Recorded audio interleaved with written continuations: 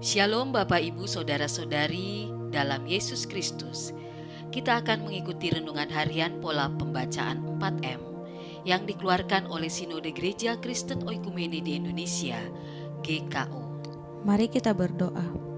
Ya Allah Maha Kuasa yang berdaulat atas hidup kami, yang kami sembah di dalam nama Yesus, di minggu-minggu sengsara ini, kami terus merindukan kebenaran firman-Mu, ya Tuhan.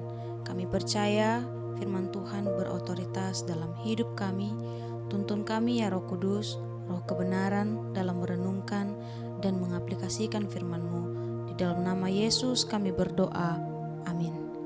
Hari ini saya Pendeta Geraldina Sakarias bersama dengan Saudari Desti Martinizai secara bergantian mengajak kita semua untuk menerima, merenungkan, melakukan dan membagikan firman Tuhan dari Kisah Para Rasul 16 ayat 19 sampai 21 dengan tema reaksi negatif terhadap perbuatan baik.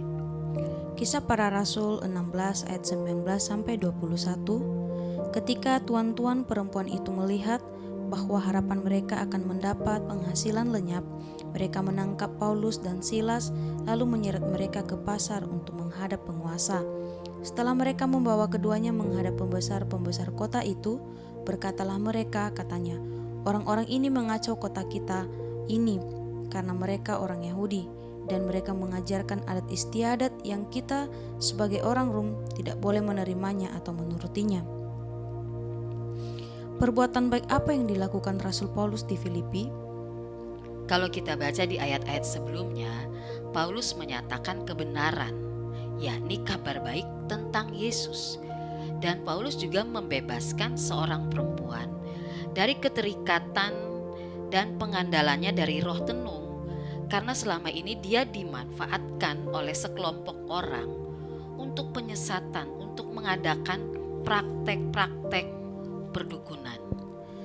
Harapan apa yang dari tuan-tuan itu lenyap karena tindakan Paulus?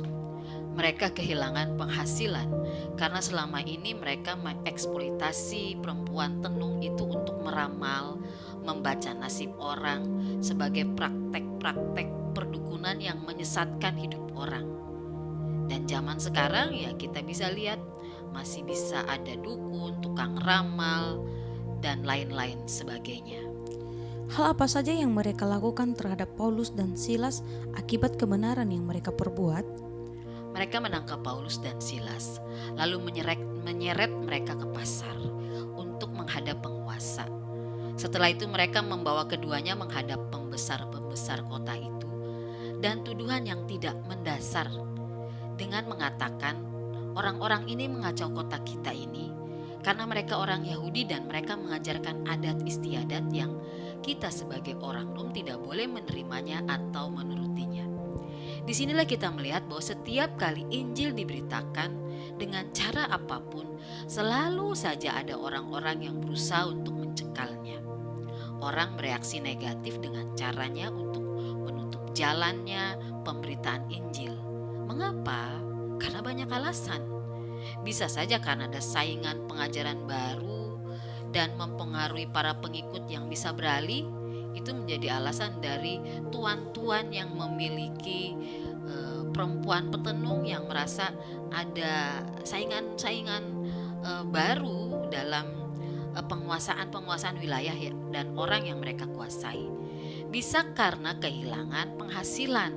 Di kisah ini tuan-tuan itu gelisah, gerah karena lapak mereka itu diganggu. Dan bisa juga karena kenyamanan seseorang terganggu karena kebenaran dinyatakan. Bisa juga karena iri hati, benci, dendam, dan lain-lain sebagainya yang menjadi reaksi negatif ketika kebenaran disampaikan. Yang pasti ada satu oknum yang gerah jika Injil disampaikan, yaitu iblis. Dia berusaha untuk membuat manusia dengan segala cara mencekal pemberitaan Injil. Tapi apapun alasannya, ketika kita menyampaikan kebenaran dalam bentuk apapun, memang selalu ada tantangannya, tapi kita jangan takut. Yesus Kristus Sang Kebenaran pernah mengalami ditolak, dituduh, bahkan sampai disiksa karena kebenaran. Penderitaan Kristus justru membuat gereja itu makin kuat. makin berani menyampaikan kebenaran, berbuat baik. Paulus dalam kisah selanjutnya bisa dipenjara karena Injil, karena Kristus, tetapi Injil tidak bisa dipenjara. Gereja pun semakin dihambat, semakin merambat dalam memberitakan kebenaran, dicekal sana-sini, disalah mengerti, dituduh yang tidak mendasar. Tapi apakah gereja terpenjara? Tidak. Gereja terus sampaikan kebenaran. Ketika gereja membebaskan hidup orang, ketika gereja mengusir setan, ketika gereja mengerjakan hal-hal baik, tetaplah kuat dan tetaplah maju. Jangan takut. Membahas firman Tuhan hari ini membuat saya semakin bersemangat dan berani dalam menyampaikan kabar baik atau kebenaran, juga perbuatan baik sekalipun ada tantangan. Ya, benar. Itu yang menjadi komitmen kita, orang percaya, keluarga, dan gereja. Mari kita berdoa. Ya Yesus Kristus, kami percaya janji-Mu menyertai kami sampai akhir zaman. Di dalam nama Yesus, kami sebagai gereja, sebagai pelayan, sebagai orang percaya, tetap akan menyampaikan kebenaran, tetap berbuat baik, sekalipun ada banyak tantangan, sekalipun ada reaksi-reaksi negatif. Kami tidak takut.